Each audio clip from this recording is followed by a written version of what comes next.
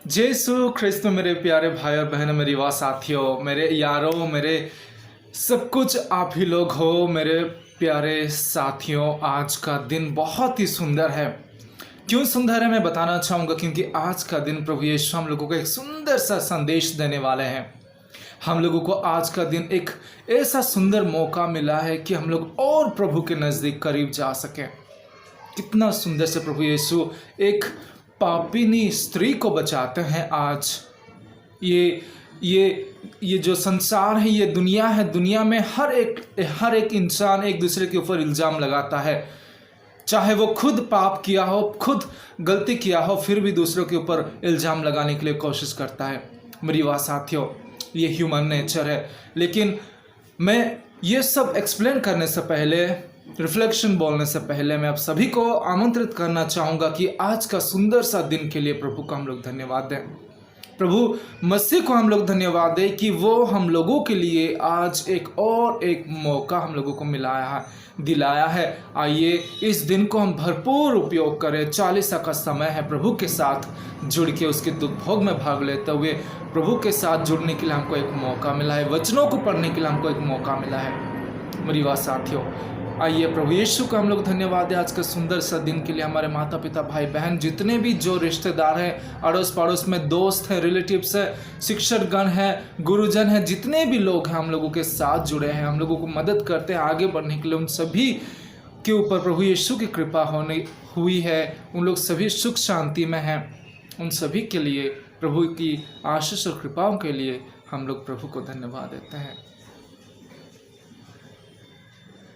धन्यवाद हो तेरा प्रभु, सारी सृष्टि का मालिक है तू, मुक्तिदाता है तू। हमारे पापों के खातिर तो अपना जीवन को बलिदान चढ़ा दिया प्रभु। इतना प्यार करने के लिए धन्यवाद हो प्रभु तेरा। इतना शांति, इतना प्रेम, आनंद, दया, अनुकंपा हमारे ऊपर हमेशा तू बरसाता है प्रभु, इसलिए हम आपको धन्यवाद देते हैं। स्तुति हो तेरा प्रभु, महिमा हो तेरा प्रभु। आमीन। आइए मेरी युवा साथी, मेरे ख्रिस्त, मेरे प्यारे भाई और बहनों, मैं आप सभी को आमंत्रित करता हूं आज का सुसमाचार सुनने के लिए। आज का सुसमाचार में प्रभु यीशु हम लोग को क्या संदेश देना चाहते हैं, जानने के लिए कोशिश करेंगे। आइए आज का सुसमाचार संत योहन के अध्याय 8 पद संख्याएं 1 से लेकर 11 तक लिया गया है। आइए सुनते हैं इस सुसमाचार में प्रभु यीशु विशेष करके हम लोग व्यभिचारिणी का बचाव, व्यभिचारिणी स्त्री का बचाव के बारे में हम लोग सुनेंगे। आइए सुनते हैं। और ईसा जैतून पहाड़ गए। वे बड़े सवेरे फिर मंदिर आए। सारी जनता उनके पास इकट्ठी हो गई थी और वे बैठकर लोगों को शिक्षा दे रहे थे। उस समय शास्त्री और फारिसी व्यभिचार में पकड़ी गई एक स्त्री को ले आए और उसे बीच में खड़ा कर उन्होंने ईसा से कहा, गुरुवर, यह स्त्री व्यभिचार करते हुए पकड़ी गई है। संहिता में मूसा ने हमें ऐसी स्त्रियों को पत्थरों से मार डालने का आदेश दिया है। आप इसके विषय में क्या कहते हैं? उन्होंने ईसा की परीक्षा लेते हुए यह कहा, जिससे उन्हें उन पर दोष लगाने का कोई आधार मिले। ईसा झुककर उंगली से भूमि पर लिखते रहे। जब वे उनसे उत्तर देने के लिए आग्रह करते रहे तो ईसा ने सिर उठाकर उनसे कहा, तुम लोगों में जो निष्पाप हो वह उसे सबसे पहले पत्थर मारे। और वे फिर झुककर भूमि पर लिखने लगे। यह सुनकर बड़ों से लेकर छोटे तक सबके सब एक एक करके खिसक गए। ईसा अकेले रह गए और वह स्त्री सामने खड़ी रही। तब ईसा ने सिर उठाकर उससे कहा, नारी, वे लोग कहाँ गए? वे लोग कहाँ हैं? क्या एक ने भी तुम्हें दंड नहीं दिया? उसने उत्तर दिया, महोदय, एक ने भी नहीं। इस पर ईसा ने उससे कहा, मैं भी तुम्हें दंड नहीं दूंगा। कितना सुंदर वचन, कितना सुंदर वचन। मैं भी तुम्हें दंड नहीं दूंगा, जाओ और अब से फिर पाप नहीं करना। ये वचन सुन के ना मेरे रोंगटे खड़े हो रहे। इतना सुंदर वचन, इतना मधुर वचन। प्रभु यीशु प्यार से, अनुकंपा से, दया से भरपूर होके वो स्त्री को कह रहे हैं, मैं भी तुम्हें दंड नहीं दूंगा, जाओ और पाप कभी भी मत करो। ये ख्रिस्त का पवित्र सुसमाचार है मेरी बात साथियों। मेरी बात साथियों, प्रभु यीशु कहते हैं कि स्वर्ग और पृथ्वी में पाप क्षमा करने का अधिकार पिता ने मुझे दिया है। कहने का अर्थ है अगर पाप क्षमा होगा तो केवल यीशु के हाथ से है, यीशु की वचनों से, यीशु की द्वारा ही इस धरती पे अगर कोई पापी है, पाप का क्षमा पाना चाहता है, प्रभु यीशु को लौटना चाहता है, प्रभु यीशु के पास लौटना चाहते हैं, अनंत जीवन पाने के लिए इच्छुक है, तो प्रभु यीशु के अलावा और कोई नहीं इस धरती पे पाप क्षमा कर सकता है। संत पौलुस कहते हैं ना, हम सभी कोई पापी हैं, सब कोई पाप किए हैं। अगर आप कहे तो कि आप पाप नहीं किए हो तो यू आर ए लायर, आप एक झूठा इंसान हो, संत पौलुस कहते हैं। कहने का अर्थ क्या है मेरी बात साथियों? मैं ये कहना चाहूँगा कि हम सभी कोई पाप में घिरे हुए हैं, पाप में जकड़े हुए हैं, पाप में गिर चुके हैं, पड़ चुके, पाप की दलदल में हैं हम लोग हमारे जीवन में किसी और के ऊपर उंगली उठाने से पहले हम लोगों को सोचना चाहिए कि मेरा जीवन कैसा है, मैं किस तरह प्रभु के साथ जुड़ा हूँ, मेरा व्यक्तिगत रूप से मेरा जीवन किस दिशा में चल रहा है, हमको सोचना है।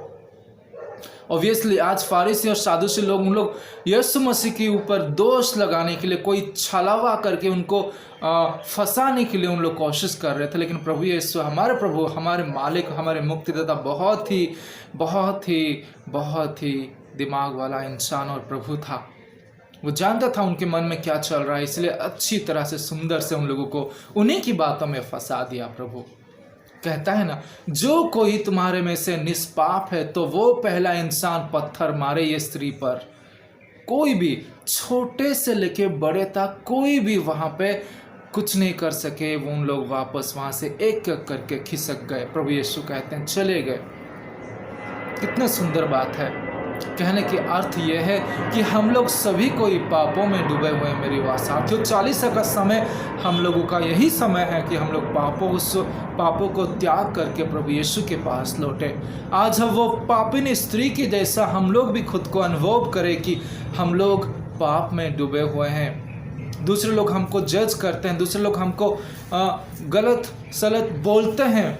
अगर कोई कुछ ना भी बोले, प्रभु यीशु हमको देखता है कि हम लोग पाप करते हैं, छिप छिपा के पाप करते हैं, अंधेरा में पाप करते हैं, तो प्रभु यीशु को सब कुछ दिखता है। प्रभु यीशु सब कुछ दिखते हैं, कोई भी चीज़ छिपा नहीं है प्रभु की आंखों से। मेरी बात साथियों, आइए इस 40 का समय में हम लोग कुछ दिन और 2-3 दिन के बाद पवित्र सप्ताह में हम लोग प्रवेश करने वाले हैं, होली वीक में प्रवेश करने वाले हैं। हम लोग खुद को और मजबूती से तैयार करें और प्रार्थना करें, उपवास करें, वचनों में लीन हो जाए, मनन चिंतन करें, प्रभु की दुख भोग में मन लगाए, उसकी दुख भोग में भाग लेते हुए, खुद की जीवन को परीक्षा करते हुए, मनन चिंतन करते हुए प्रभु के और करीब जा सके, ताकि पुनरुत्थित प्रभु हमारे लिए शांति ला सके, मुक्ति ला सके, और हम लोग उसी पुनरुत्थित प्रभु के साथ अपना जीवन में आगे बढ़ सके। प्रभु यीशु हम लोगों को आज यही संदेश देना चाहते हैं मेरी बात साथियों, कि हम लोग सभी कोई पाप में डूबे हुए हैं, पाप को त्याग करना है।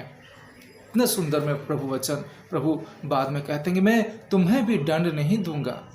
अगर उन लोग भी दंड नहीं दिए तो मैं तुम्हें भी दंड नहीं दूंगा, और जाओ फिर कभी पाप मत करो। यही वचन, यही लाइन, यही सेंटेंस आज प्रभु यीशु आपको और मुझे कह रहे हैं।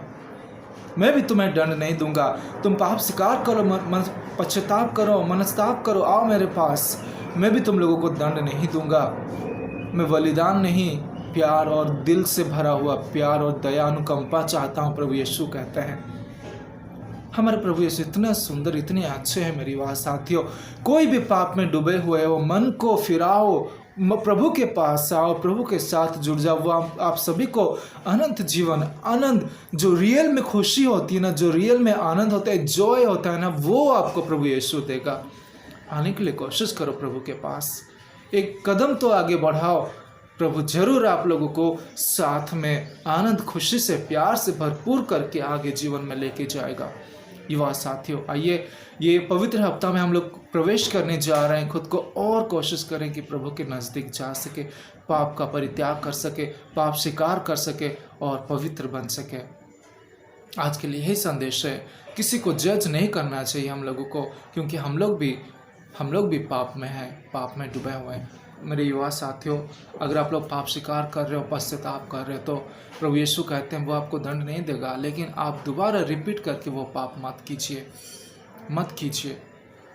जो पाप आप करते हो वो पश्चाताप करने के बाद, पाप स्वीकार करने के बाद दोबारा रिपीट उसको मत कीजिए फिर दोबारा वो पाप को। प्रभु आप सभी को कृपा प्रदान करें। मेरी बात साथियों, आज का दिन आप सभी के लिए अच्छा हो। माता मरियम हम सभी के लिए मध्यस्थता करे ताकि हम लोग और प्रभु के नज़दीक करीब जा सके। ईश्वर आप सभी को ऊपर कृपा प्रदान करे। यीशु धन्यवाद।